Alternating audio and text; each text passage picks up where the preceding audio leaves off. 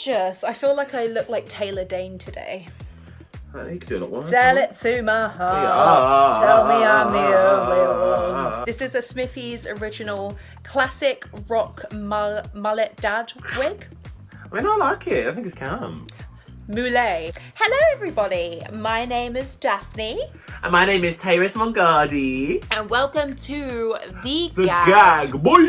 Because we ain't got gigs, but at least we got... The Gag. The Gag. The Gag. How are you, my honey? Oh, well, I'll tell you what the real gag is this week, babes. I decided to really take care of myself this week. I decided to really, self-indulge and kind of listen to what my body wanted. I had a bit of, congestion in my chest. I was a bit not feeling this. So I thought I would get my steamer out and plug it on, put a towel over my head and let the steam come through my body, cleanse my soul. Turns out I didn't put on the cap quite right and boiling water just spouted. Luckily, because I was under the towel and my face was right there. Luckily, I don't know how, nothing got on my face. Yeah. But as I kind of got away and moved it away, I kind of kicked it a bit and just a whole bunch of boiling hot water fell on my ankles. So currently they are lovely and blistered up, but this setup is kind of gorgeous. I'm just in a bed now, chilling. I feel like I should be on Babe Station or something. I've just been sitting on this bed, this satin sheet bed, waiting for you. It's like, cool now for a sexy chat. Cool now for a weeping sore from a weeping whore. I mean, gorgeous, I'm alright, yeah, handing out nuggets, you know, the tea. Had a lovely headpiece that none of you are going to see because it just didn't fit in the frame, that's all it was. Wasn't falling apart or anything. But I'm sure you'll see it on my Instagram by now. Today I'm kind of wearing a triggering outfit because this is the leotard that I wore for Revenge's Lip Sync for Your Life All Stars, and I bought this lovely bodysuit because I thought I was turning a gal, and I was doing my lovely wee mix, and just as I was lip syncing to Oi Ladies Pop Your Pussies Like This, I turned down and my vagina turned out. It popped at the seams. I was not wearing any underwear. I had 3 layers of tights and just a hope that the lights shining down wasn't going to be to my detriment. I had no idea if people could see my entire vagina. I don't know if it looked like a Cindy doll down there. Do you not wear knickknacks when you need tights? Because I feel like, would you not get like nylon rash against your nunny or like... Could you imagine if I was working during the fucking blister gate? This would be a nightmare. So you'd probably have to call in sick and then more gigs I mean, you know. But no. Never. Bitch, do you not remember I broke my arm and still had to go out and support Trinity? Changed my entire act to Biology by Girls Aloud and did lip syncing words about breaking your arm. Didn't know any fucking word, but just had to make it day of. And then after that, I went to A&E. And that's drag. And that's drag. Speaking of... And that's shade. That's shade.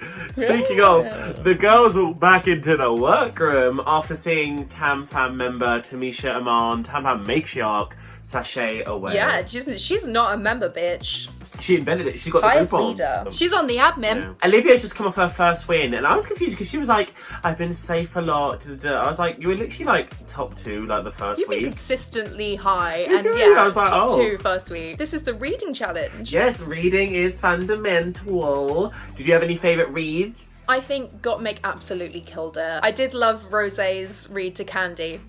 You've eaten a lot. That was funny. I like that one. That was good. I sound like Alexis in the reunion when James made that, I was gonna read you, Valentina, but I just can't remember the words. And then Alexis just being like, wow, that was really funny, James. That was funny. There was only one big clunker, and I was like, Elliott, mama. Especially when... She fucking sucked. Especially when she pulled out the cape, and she's talking about him being mad. I thought she was going to do a little matador thing, dodo, dodo. And I'm like... Yeah, same. And then she was like... Come here, little boy. Yeah, and then she was like, now you can fly away. And I was like... Oh no! The worst moment for me was when she was like, "Gottmik, I think you should be in jail because that's crim. That's a crim. No. A face like that is You sound like the one from It with his criminal. And you look like Pennywise. Can you hear the ASMR of this? No. A little bit, but I don't know what it is. Have you got out your plastic bag garment again? How fucking... Or my bag garment or your bag garment missing? My bag garment, I actually wore a bag and then you got the memo of wearing a bag the next week when the category wasn't actually anything to do with bags at all. Yeah, and you came like a slapper. Bags of talent. Yeah, really good repartee for me there. I'm at least glad they brought it back. Because obviously in season 12 they had that weird thing like, I bought you some moisturiser because your skin's cracked. Oh, that was weird. And I was like, oh, people were like, oh, I think they didn't show it because Sherry Pie won it. But I was like, but I showed everything else she won, so I don't think it would have mattered. So I think maybe, you know, we're crying out for what we wanted. But they would have had to refilm that. No. So I think they were like, oh, they didn't even bother to show it because Sherry Pie won. So they were like, oh, da. But I was like, but then... Oh, what? And that was a separate mini challenge? Yeah, but I was like, I don't believe it. It's not weird. They were trying to be new. They were trying to be fresh. A fun little skit for the kids. Have you seen that Sherry? The Sherry talk show, fans like. Rejoice! She is back in action. Telling her side of the story. I mean, what? Do we care? What's that? I want to watch it. I want to know the team, Emma. Okay, well, I don't know what fucking channel like. I think any time that is this on broadcast TV? I don't know. Or is this just some like American thing? So I'll just go into some like bookybid.com and watch it. Not that I watch things illegally. You wouldn't steal a car, so why would you pirate a movie? Big That Energy. You wouldn't watch the gag on Putlocker. Do you think anyone uploads these? Hey, 12 of you. Have any of you uploaded these yet? I'm like, oh, if you... We love you all. We love you all. If you want the video file, just message me and I'll send it to you. And look at this She-Hulk. Well, I feel like Queen Kong... That seems racially charged. No, I feel like just She-Hulk, not Queen Kong. Like, I'm the new bodybuilder, Barbie. I'm cutting some reactions there so I can just cut to the appropriate one. Cutting sickening shade. I'm a seaside girl who'll never curse. Is it flu season? Because I'm feeling sickening. Are you like with RuPaul with like a walkie-talkie and she's currently filming Drag Race Down Under and you're just giving her lines? No, the team. That's what I'm... Do you think that RuPaul stays in the same hotel as the girls when they film? Maybe a penthouse in the same hotel, but no, it's in LA. Imagine Ru just goes home. Holiday Inns don't do penthouses. I'm talking about here because they're quarantined. Down under. Oh no, he's not he's down back under. Now, isn't he? Yeah, down under. He's back from down under. Up under. No, yeah, I mean, not that we know anyone who's on it anyway, so I'm not gonna watch the gossiping. We'll never tell. Hi, Kia, I should have missed this week's gag. Just so, I mean, by the way I was getting ready, it looks like I was gonna miss it anyway, you know, but, just so people could speculate, you know. So RuPaul decides that the girls who are just standing next to each other should be in teams. This seems to be a thing that he's doing a lot recently, which I am not here for in any kind of which way. I'm here for the drama of picking teams. I love the let's see who's going to be picked last. And also, they don't address whether or not they stood there organically. Yeah, I was about to say the same thing. Very much just be like, you go stand next to this person and be like, oh, well, you're standing next to each other. But, you know, I thought it was weird. I'm not into it. I mean, I don't want to speak out of turn. But, I think, same. I don't know whether. Bitch, you're not on. You don't need to not yet. So based on the teams and the concepts, which concept would you want? But then which team would you get? So what I found in my research was the team, when I hear the premises for the storylines, I'd want my baby pregnant imaginary or whatever. But then even seeing the team, I was like, oh, that's the team I want to be on. What about you? Mime, definitely. I can mime. I can hear you making noise. That's not mime. If you go that's not mime. Mama, that's not mime. That's real news. No, perhaps. But when they're like, do you want to be in the mime? Okay, now I'm just breakdancing. When they're like, do you want to be in the mime scene? I'll be like, no, like... I mean, if I could be the mime person. We don't... Although, the standout role for me in that was not the mime person, but it was the mime narrator, but we'll get there. It was weird having two groups of 3 when they could have easily just written up another shit one and just had another group of 2 and it would just they would all be fairly equal of just being groups of two. I feel like they should have just like written another shit little storyline. They can't take that long to write. I mean, just RuPaul has to have a little bong hit and just be like, yeah, fuck it, we'll do this. I mean, that way we would have had more time for the Lala Ree experience.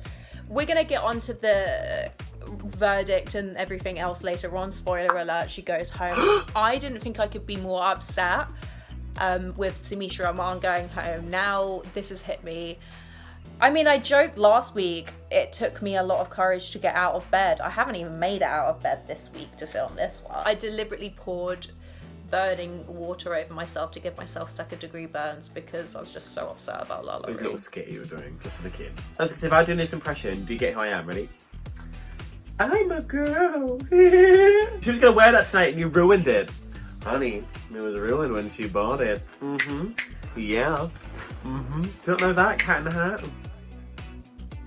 No. Oh well. That's all. That's Warner Brothers. That's not Dr. Seuss, is it? I guess you're kind of the Lorax of drag. What?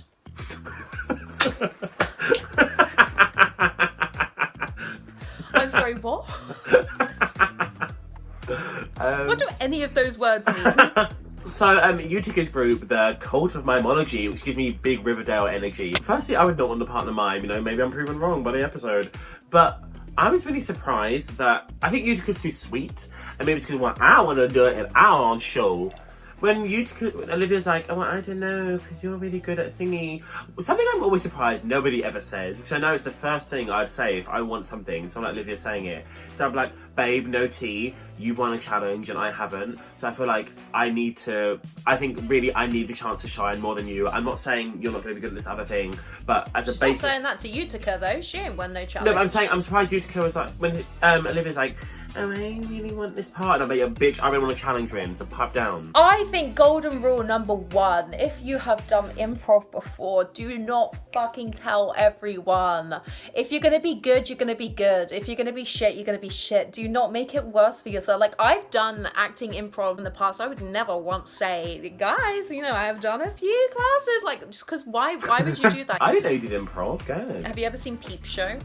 Is that the one with the turkey or something? Like, it's a Christmas joke, Thanksgiving joke, Halloween joke. It's a very straight hetty thing. The boys love it. I only know Peep Show because then like one of our friends had a Peep Show thing. No, you know what I'm talking about. You know, the kids at home know. They know. All of my roommates, they've named all of the plants in the house after Peep Show characters. In Peep Show, they do this like class, like this movement class called Rainbow Rhythms, and like it's just all these people just like moving around and like getting up in their face, and this guy's trying to get out of the room, and he can't get out because this person's like in his face being like, ugh. And he's like, fuck off, just fuck off. This class was very like that. They were all just very like, da, da, da, da. And I just like, I don't know, like I'm here to say yes but there is a certain point. I'm not going to be taking off my clothes and putting on incense and dancing around people's handbags. Like it's just not for me. I remember back in one of my drama school auditions, another thing I failed at doing. I remember, especially at Mount View, they'd always make you do these little like exercises in like a workshop. And firstly, you always had to be a fish with your hands, and it was like, oh, explore the space, whatever. And I auditioned. It was so jarring. I auditioned 3 years in a row, and every year I made it to the final stage. Never got it, so whoops. But this was always in the first stage, so I got this fish thing down to a T, clearly. But then you had to be like, oh, let your fish explore the room as if it's like the reef. And everyone would be like, wow, like thinking, and then there was some cringy like bum licker who's trying to get in. Like, yeah, like it really made me feel connected with the room. But like, bitch, no, it did not. You're trying to be like, oh, I felt it. I was like, why are you chatting shit, girl? I'm 100% down to clown, but there's been many a time in an acting class of like warming up and things like that where I'm just like, oh, we're all like grown adult people walking around like gorillas. Like I don't know how I feel about it. I was so sure when I was watching this who was going to be tops, who was going to be bottoms, and spoiler alert, going onto the runway, very much disagreed with almost every single placement. So today, as I was getting ready, I decided to be petty and get up the improv challenge again and do a tally of every single time someone made me laugh. So statistically, I have my tops and bottoms right here. Spoiler alert, I didn't do a lot of tallies. And the loser was actually Ross Matthews. Didn't chicken once. So starting off, we have Rosé, Denali, and Lala Ree. This is the one that you said you would want to do? Yeah, I think just as a premise, without seeing what they did, I was like, that's one I think has the most material to work with. I would not want to be like, my BFF. But this one, firstly, I was like, is that Priscilla Chambers? I was like, oh no, it's Rosé. A couple of good one-liners there, like turn of phrase, like pregnante and stuff like that. I was into this group. Lala just wasn't good at like any volleying or like repartee with Ross. And like we noticed when Ross was like, is that going to work? And she's just like, yeah.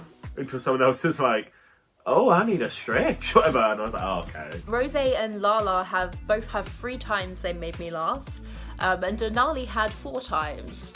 This, for me, was the most consistent. I'm really making RuPaul's Drag Race, reviewing it into like the shipping forecast. I think for me, Denali was a little bit funnier than Rosé, but I think Rosé was equally as funny, and I don't think Lala was lacking with them. Next up is the Cult of Mimology. Right, do you watch Riverdale? I started first episode, I was like, nah, I'm not. This is not for me. No. So season 1, it was really wholesome, and then Riverdale, the problem with Riverdale is, we're going to do River Gag next season or whatever. A lot of American sitcom shows, which I didn't realise until I started watching Glee. It was a sitcom? They write... Riverdale is such a culprit to like changing the storylines because the fans are guessing what's going to happen. So I'm like, oh no. Like there's this one where there was this like murder mystery thing, and it was like, oh, you thought it was the dad, who it obviously was. No, it was Betty's secret half brother chick. And you're like, no, it wasn't, girl. They're like, no, it was the whole time. You just didn't guess, lol. Spoilers. And in season 3, you know, soz girl. In season 3, the whole storyline is about this premise about this cult who are like harvesting organs. Okay, you haven't seen it, spoilers. But on season 5 now, where have you been? Who are harvesting people's organs called The Farm. And oh my god, like, I serve. That's how I feel about mimes. So Mick actually got quite a lot of points for me. I disagree with Olivia being in the top wholeheartedly with this. Well, she was not unfunny. She was not unfunny in any kind of way. But Mick gave her and set her up for pretty much all of her jokes. And so when it came to it, and it came to like the laughing point with the narration of like how she felt and doing the whole mime thing, Mick was the one to deliver those jokes and those punchlines. Mick actually got the most amount of laughs from me during this entire challenge with a grand slamming total of 9. Okay. I don't know how to talk about your arbitrary laugh system. I find it really jarring when people like can't do like hard dialogue well.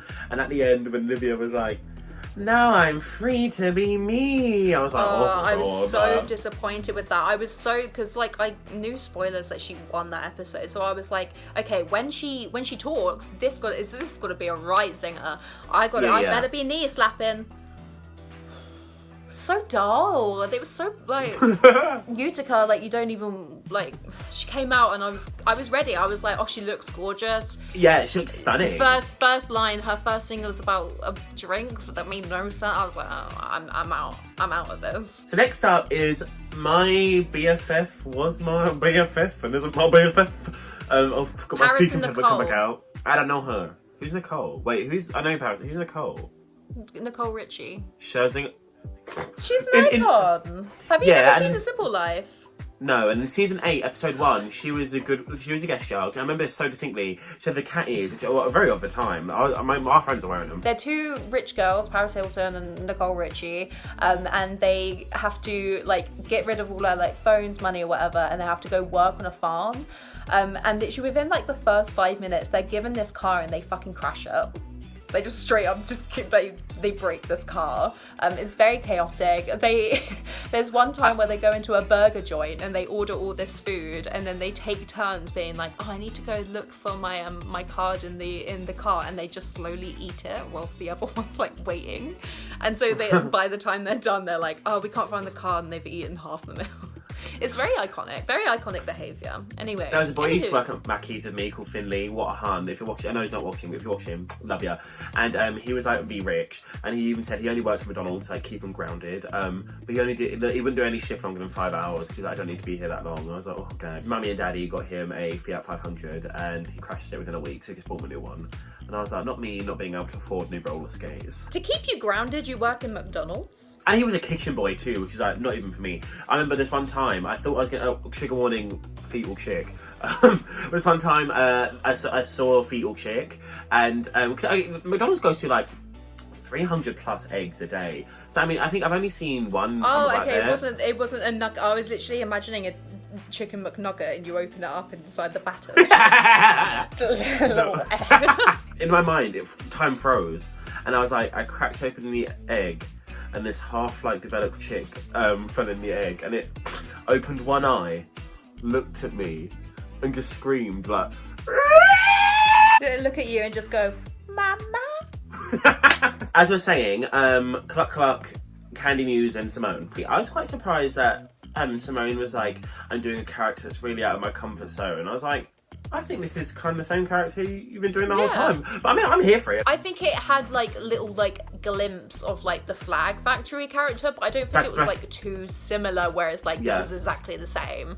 But like I was like, yeah, acknowledge it. Like don't be like, well, this is a whole new thing, because that's not sending us a great amount of hope that this is versatility for you. But yeah, they were fine. And then next up was Miss Tina Burner and Elliott. Again, I thought Tina was absolute shite. Oh. I thought it was awful. I was like, how many times is she just going to be like, look at my ass? Like, I was nah. The difference between US Drag Race and UK Drag Race when it comes to improv, like we saw an improv challenge on the UK one. Not one time did we see, lesbians, look at my minge. Like it's just so like when Americans get told to do improv, it's just so like sex, nudity, large body parts. They feel like they just need to be so loud all the time. Like, oof, I don't know. And this just embodied everything I hated about a improv challenge. I thought Tina was absolutely fucking awful. And Ellia actually was the only one other than Ross Matthews to get no stars, because that will also point in that. I thought I don't know. That's my 2 cents. So you can gab off. I didn't think it was the worst. I thought Tina was kind of funny. Again, like, none of them are like, oh, I'm going to their Yuck Yuck special at the comedy club tonight. When he was like, tickle fight, it's like, what are you doing here? Like, and back to Riverdale, there's a whole side storyline where Kevin, who's like the gay one, who's been going out cruising and stuff, it's like, he's such a hun. Him and his friend get into like the tickle business, so it's like tickle porn, but like not explicit, just like tickling. Yeah.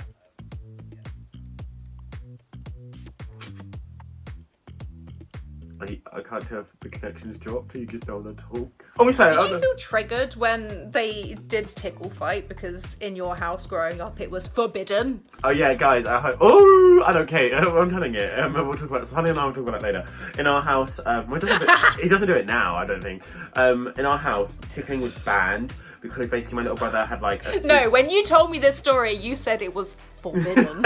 Well, tickling was like forbidden because my little brother had a really quick piss reflex. So like you tickle Sonny for no more than 8 seconds and he's pissed.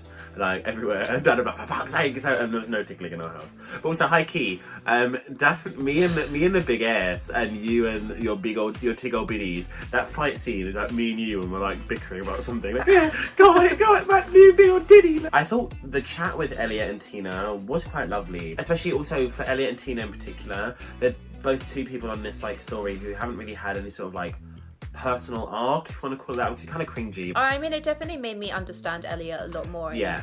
To be honest, like I identify with a lot of what she was saying. Like I don't really talk about it like too much, but like I do have like chronic depression and panic disorder, and like I have for the majority of my life. When you're a drag queen, it's kind of expected. Your job in the club is to be that mascot, to be that like ray of light and hope for people. Almost every drag performer I know has gone through this as well, and has had that battle of having to force yourself to just get into drag and get out into the club. It feels like there's a lot of pressure to kind of make people's night and make people's experience. And you can kind of put a lot of baggage on yourself and be like, am I not entertaining enough because I'm not making myself laugh and I'm not making myself happy, so how can I be making other people happy? I don't know, I appreciate this conversation being on Drag Race. It was a bit of a bummer that it was Ellie.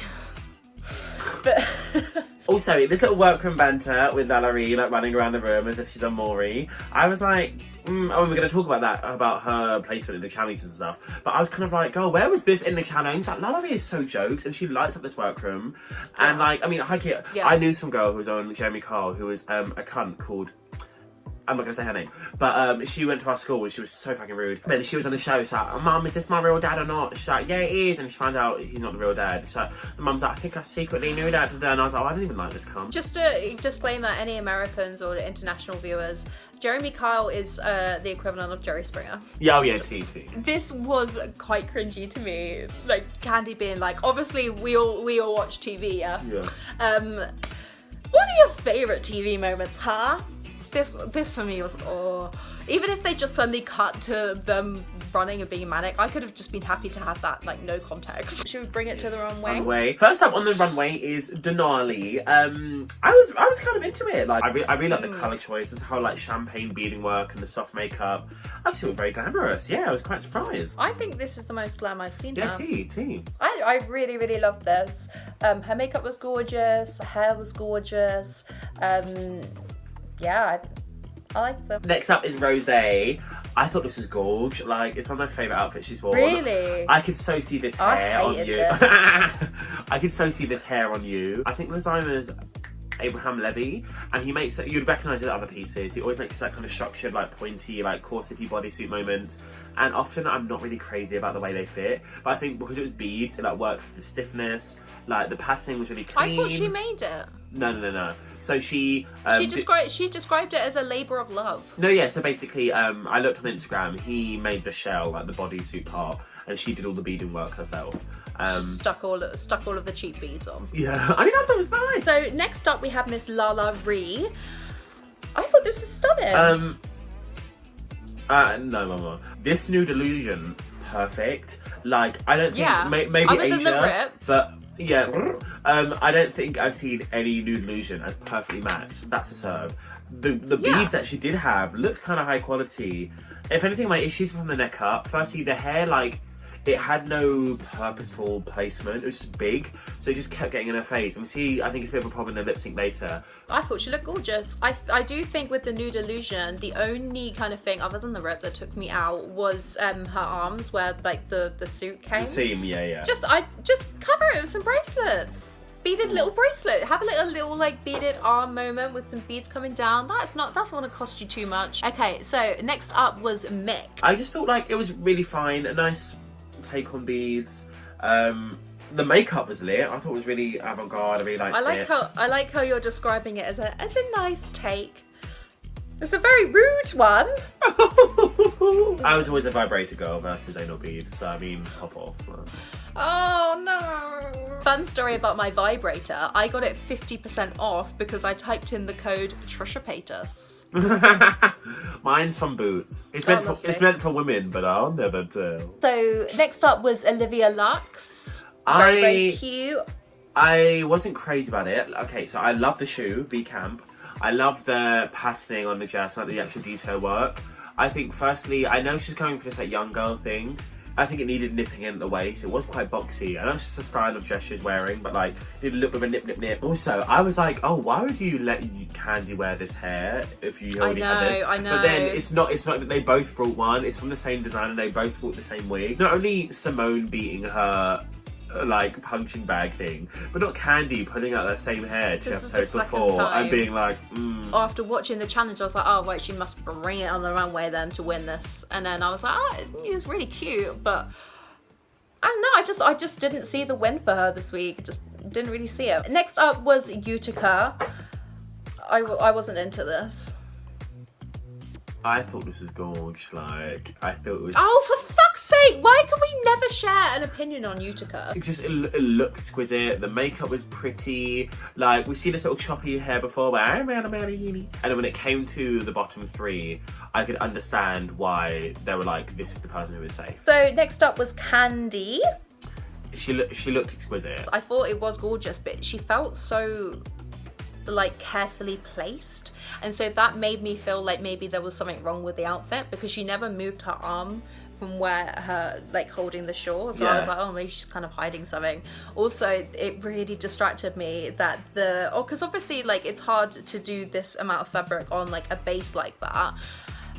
She had it tucked in, which is like perfectly fine. I just would have turned it around so that bit was at the back. There was just a lot of things like when I was watching her on the runway, I was like, why is she doing this? Like, why is she hiding that? And like, why didn't she turn this around? But objectively, yeah, she looked gorgeous. Yeah. Then we have Simone. Oh my god. Like, when is she gonna do me some wrong? Like, when's she gonna win? When's she just gonna straight up like, let's just crown her already? Yeah. When she was walking down the runway and she was like, you want a gag? Well, here it is. I'm so obsessed with the way she talks, and like, it's just, it's like butter. Next up was Tina. I think my favourite thing she's worn so far. I think when she moving away. Really? Because it wasn't the ketchup and mustard combo. I was like, oh my god, thank you. Like, this hair, I was into it. The makeup was probably... I mean, there was still a red hair. Yeah, but I mean, I don't mind the red hair. Like, when she wore the houndstooth, if it's just red, I might work. But when she got, like, red with, like, burger bun, like, you know, I was like, oh, mama. She loves leaving things on the runway. She just, like, anytime she goes on the runway, she has to leave something there. Like, and even when you think it's just not enough, no, she's just gonna take off her fucking tits and leave them there. It's like the clunky noise. I like that. I'm always like... Because I was like, they could have just not included that. They purposely like leaving in the clank. Like, I was like, that's just funny to me. That kind of silhouette, other than the tits out, that kind of silhouette is a dress that I would wear. Yeah, too. And then we had Elliott. I think she looked gorgeous. Very glamour. Particularly, even though it's not beads, I think the pheasant feather, like, fascinating flat tapping, I think this looks so expensive. The only thing that was slightly distracting was where the beads kind of met in the middle, and then she had these three little, like, dingle ones, like, right by her crotch. I was like, ooh. Who are your tops and bottoms, and who is your winner of the week? My tops and bottoms were Rossy, Denali, and Mick.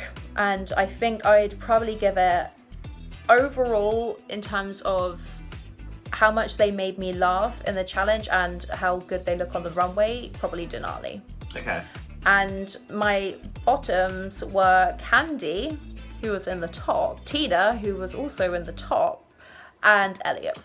No. I think I'm swapping out Tina by Utica. So in your mind, is Lala Ree or like minorly? Is Lala Ree? Lala Ree's safe. Lala Ree's safe in my eyes. My tops would be Rossy, Denali. I feel like it was weird that Olivia was in the top verse over Gottmik when all of Olivia's like setup was Gottmik. My top three would have been Rossy, Denali, and Simone. Because I did think she was kind of funny. I did kind of piss myself with the weird candle bit, but like, desperation, that's why I've got this candle. I'd make Elliott and Lala lip sync. Well, who do you think won the lip sync? I do think Elliott just kind of had like, it's a bit more polished, a bit more put together, and also I feel like Lala Ree did sell it. I love this dual moment of like the joint body roll. I was like, oh, what a serve. But I also think just like, you know, Lala Ree's hair kept getting in the way and she had to peel it out of her mouth. Right, so I think Elliott did not put enough into this at all. He was so half-assed with absolutely everything. The real bugbear of mine is when queens latch onto the lyrics and do it so practically and like obviously. And so like he was like, go to church, but he did it so half-assed and just like, I was just like, oh, what is this? And then when they did like automatically Lala just goes into it, so I'm like, cool, Lala's winning this. They go into that bit where they have that moment and I'm like, this looks like Elliott's just trying to copy like Lala and just like, I can do this too, and it just was not. Like, I was just watching Lala the entire time and then I was like, oh wait, they're cutting to Mick talking about this split. I guess the split is really the deciding factor here. Elliott's done 2 splits and Lala hasn't. I guess that's the reason why they're winning. And to be honest, I will say maybe towards the end Lala kind of gave up just a little bit. So Lala Ree goes home.